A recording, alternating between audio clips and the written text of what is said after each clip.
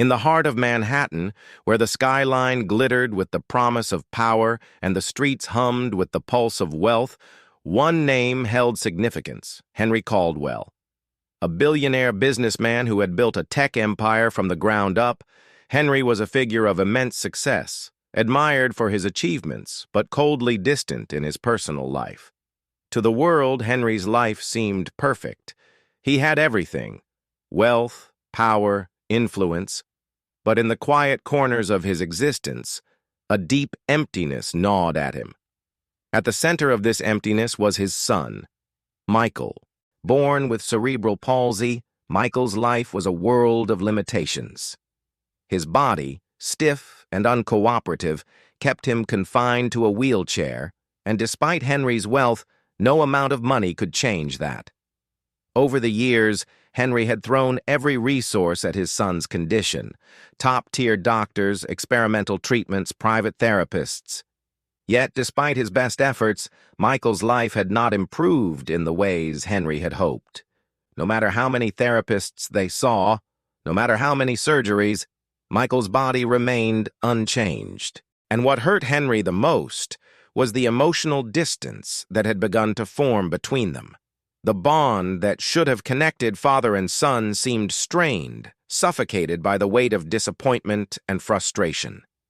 Henry had learned to avoid facing his own helplessness. Instead of trying to understand his son's inner world, he threw himself into his work, his wealth, and the high society life that seemed to define him. Michael, on the other hand, withdrew into himself. He spent his days watching from the sidelines, observing the world around him, a world that seemed to be moving at a pace he could never match. While his peers played sports, danced, and lived in a constant state of motion, Michael was confined to the stillness of his wheelchair. His only escape was the dance floor, where he could lose himself in the movement he could never fully achieve. But even that was an unreachable dream. One night, Henry and Michael found themselves in one of their usual haunts, a high-end Manhattan restaurant known for its exclusivity and elegant ambiance. The rich, the famous, and the influential filled the space, but Henry was less concerned with the crowd and more with the figure sitting next to him. Michael's gaze was fixed on the dance floor, where a group of couples danced with effortless grace. There was something in the way Michael watched them, an intensity, a longing in his eyes.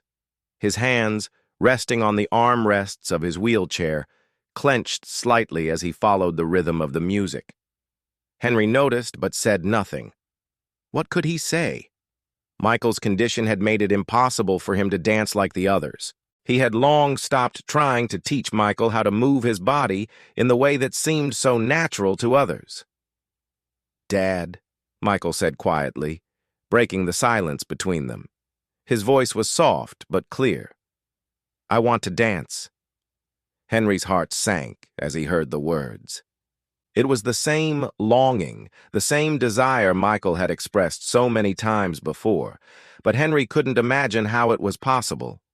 Michael's body wasn't capable of the fluid movement required to dance.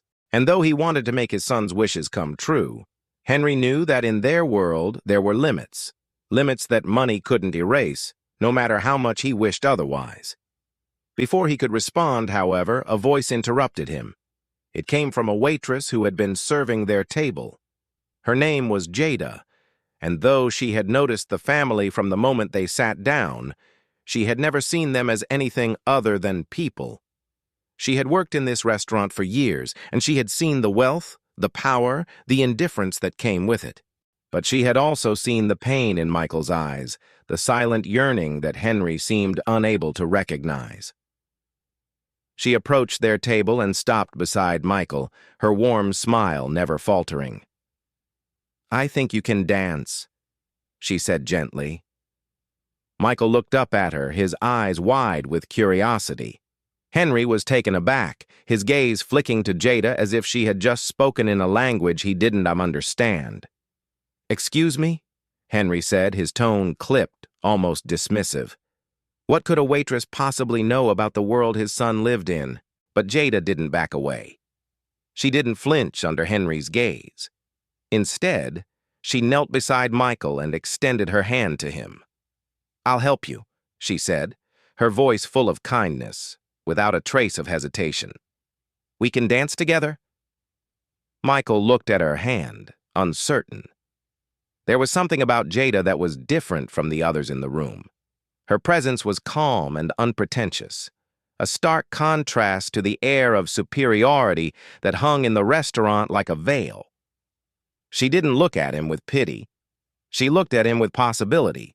Henry was about to protest, to remind Jada of the obvious, Michael's disability, his limitations. But something stopped him. Perhaps it was the way she smiled, the way her eyes locked with his son's. Or maybe, for the first time in years, he felt a flicker of hope that something might change. Jada didn't wait for permission. She gently placed her hands on Michael's shoulders and began to guide him. "Let's start slow," she said.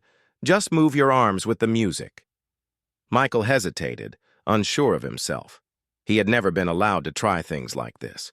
But there was something in Jada's touch, something steady and reassuring, that made him feel, for the first time, that maybe it was possible. As Jada led Michael through a simple step, a tentative rhythm began to emerge. At first, his movements were jerky, stiff. His body was not accustomed to such fluidity. But with every gentle nudge, with every subtle encouragement, Michael began to loosen up. The music, which had always been a distant dream, seemed to come alive within him. It was as if the act of dancing wasn't about perfect movement. It was about finding freedom in whatever way his body would allow. For Henry, the scene was both bewildering and beautiful. He watched as Jada, a woman of grace and patience, helped his son find a rhythm that had always been out of reach. There was no judgment in her eyes, no pity, just pure, unfiltered connection. Henry had never seen anything like it. In that moment, he realized something profound. Jada wasn't seeing Michael as a disabled child, someone to be pitied or fixed. She was seeing him as a person, someone worthy of dignity and joy. As the dance continued, Henry felt something stir inside him, a mix of emotions he had not allowed himself to feel in years. The pride he had once felt for his son now seemed hollow, overshadowed by the realization that he had never truly seen Michael for who he was. He had always seen him through the lens of his disability, through the prism of what he couldn't do, what he couldn't be. But tonight, in the dim light of the restaurant, Henry saw his son for the first time.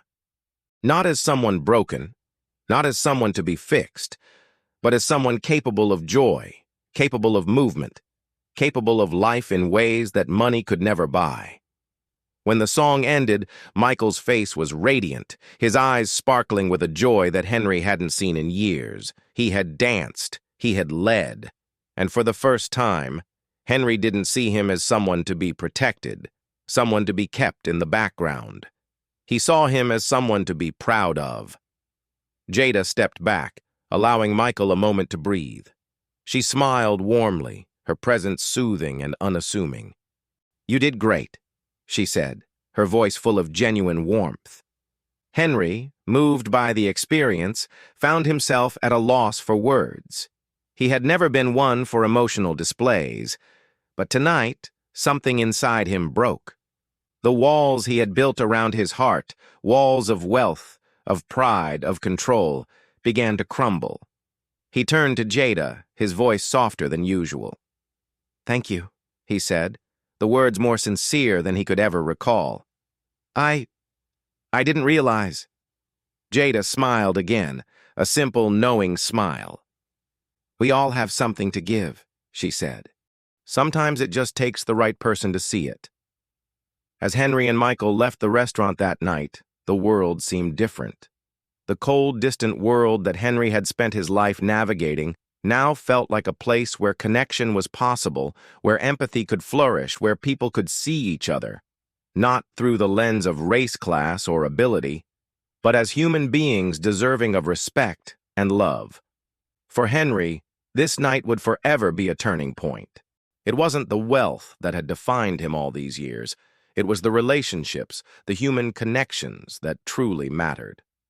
And as he looked at his son, Michael, who now smiled with a light in his eyes that Henry hadn't seen before, he knew his life had changed.